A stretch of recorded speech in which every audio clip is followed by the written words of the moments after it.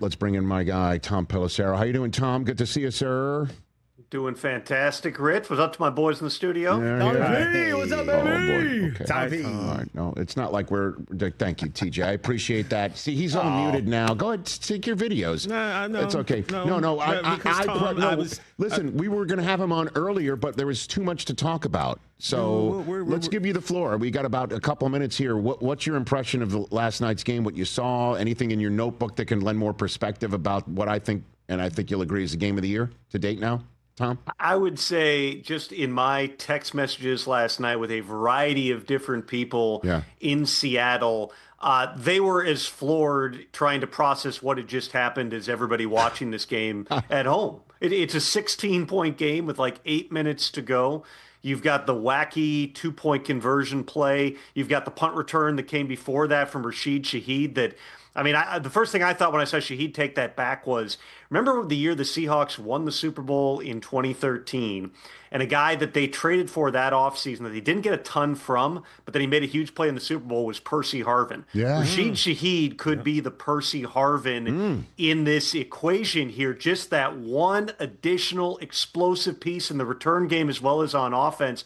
That was a huge play. You know, the 2-point conversion, I saw Sean McVay's comments on that after the game that he was seeking clarity. My understanding is what was said on the broadcast was more or less accurate. The one caveat, the one addition, Rich, that I would make, when Al Michaels talked about, well, there was no whistle on the play, it wouldn't have actually mattered. My understanding is because the ball was picked up as quickly as it was by Zach Charbonnet in the end zone, even if there were a whistle, it would have been considered continuing action, which is a natural action that occurs within the scope of the play. It's not like the ball's laying there for 20 seconds and then somebody goes and picks it up. He was making his way toward the ball. Even though he very casually picked it up and seemed to be the only player on the field with any awareness of what was happening here, even if a whistle had blown, it sounds like the league still would have ruled that a good 2-point conversion, a play we've never seen before. And, you know, the fact that they executed, if you count that one, 3 consecutive 2-point conversions to get the thing done.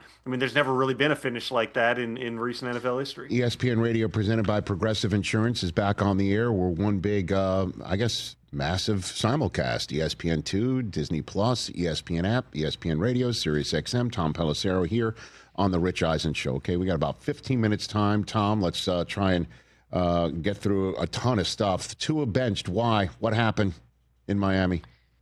This was a situation that had always been a possibility throughout the course of this season. Tua, by and large, had not played well. Obviously, led the league in interceptions with 15. Had a couple of games here and there like he did in Atlanta where you go, okay, that's the guy that you were used to seeing on the field. But, you know, once they're eliminated from playoff contention, much as we've seen in the past, with the likes of Russell Wilson being sent to the bench, Derek Carr, little different situation with Daniel Jones. But at the end of the season, once you're out of it, if you are thinking you might be moving on from a player, it just doesn't do you any good organizationally to have that player on the field, run the risk of him getting hurt, and then complicating whatever perhaps long shot trade scenarios you have. Those would all go out the window. I also thought that it was informative the way that Mike McDaniel addressed the move, talking about Tua did not have the conviction playing quarterback, and they needed somebody with the conviction that they think Quinn Ewers brings. He was asked why Ewers, over Zach Wilson. And he talked about the relationship that Quinn Ewers has with teammates and the confidence that they have in him to go out and be able to execute. It became abundantly clear on a lot of different levels here that this was not the same Tua that we have seen in the past. And the difference that you saw on the field is also the difference that they had seen off the field. In terms of where this goes from here for Tua, he is under contract next year for $54 million, fully guaranteed. There is a total of nearly $100 million of dead cap that they would have to take on over the next 2 seasons. I did get a breakdown, Rich. You and I talked on the phone about this the other day. Yes, we did. There's some complications because of the option bonus structure, but I can tell you, it would be $67.4 million in dead cap in 2026, 31.8 in 2027. That's if they release Tua at the start of the league year in March with a post-June 1 designation, which I believe is the most likely scenario in this.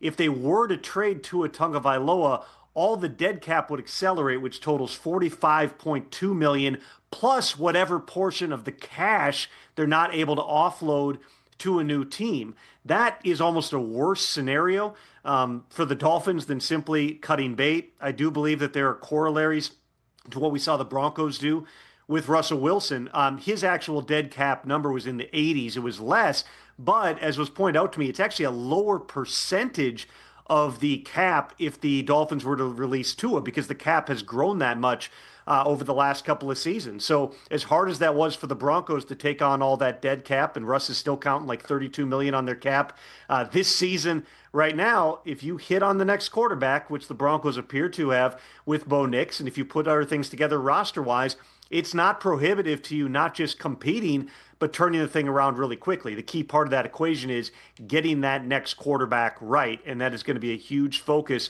for the Dolphins in 2026 at a time that it's pretty apparent that Tua, in all likelihood, has played his final down in Miami. Tom Pelissero here on the Rich Eisen Show. Let's talk about Joe Burrow's last a few months that has now led to my question that I'm about to ask about the toe injury. He comes back, and he's sat out so he could play 2 games in 5 days, or one of the games in 5 days. He doesn't play the Sunday, so he could play on the Thursday. He beats the Baltimore Ravens. Then he goes to the Western New York snow, and he's up by 10 before the roof caves in with a couple of interceptions.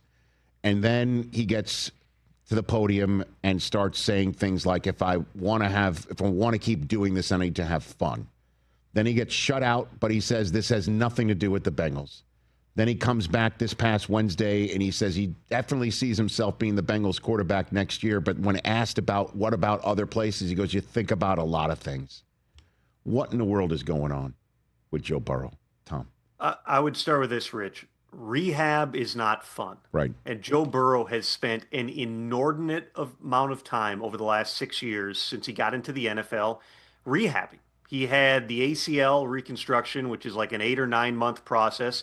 That started in the tail end of his rookie season.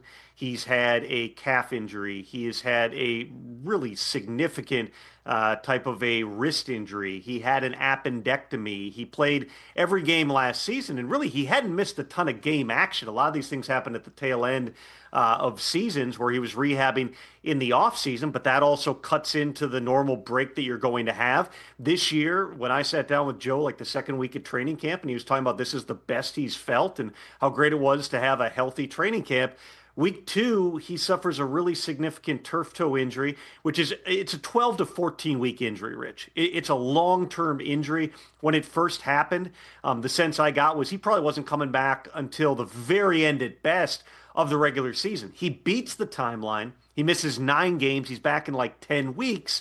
And then he has a grand total of about 10 days from the moment he steps on the field to the Bengals being eliminated, in part because he played great in that Buffalo game, but for 2 interceptions on consecutive snaps. One where the ball kind of slips out of his hand. Another one where it gets picked off right at the line of scrimmage. That was the swing in the game. And for a guy who prides himself so much on being one of the absolute best in the world at what he does, there hasn't been a lot of time to enjoy much less success, but even playing the game. Yeah, no, that is the sense. That I get that. I understand that. But, Bengals fans who are still going through PTSD from another guy who was drafted first overall wearing number 9, they just want to hear from him. I'm your guy. I'm not going anywhere. Not like you think about a lot of things. He already said it. 2026 doesn't envision any scenario where he's not the Bengals quarterback, which makes sense. He's due about $161 million over the next 4 years, which in quarterback terms, $40 million per for Joe Burrow, assuming, which is a big assumption at this point, that he's healthy. That's one of the best bargains in the NFL. Mike Brown, the Bengals owner, has never been somebody who wants to trade players. He doesn't want anyone else playing with his toys. Joe Burrow's under contract for the next 4 years.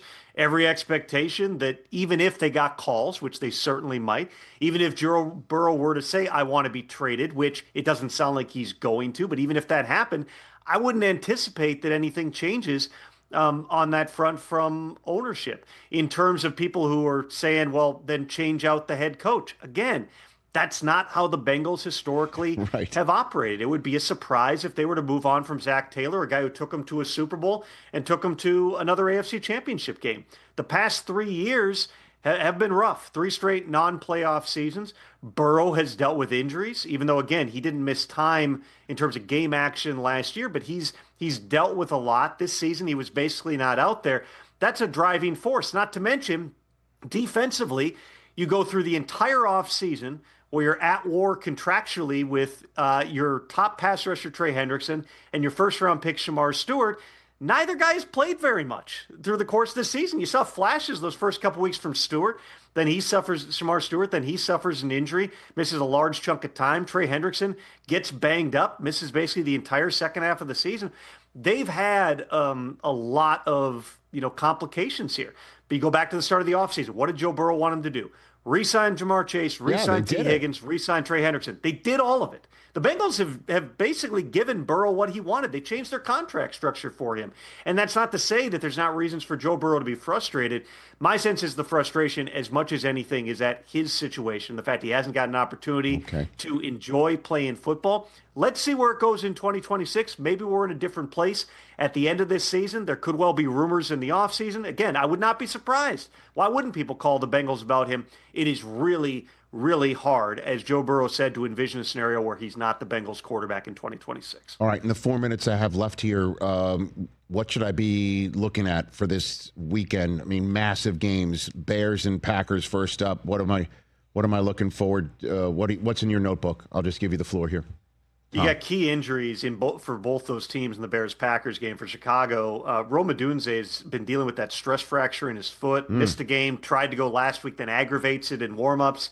Out again this week. Luther Burden's also out again this week, a player that was coming on. So DJ Moore has kind of been a forgotten man in that offense. Made a big play on the touchdown, obviously. That wild, still unfathomable how Caleb Williams made that throw last week.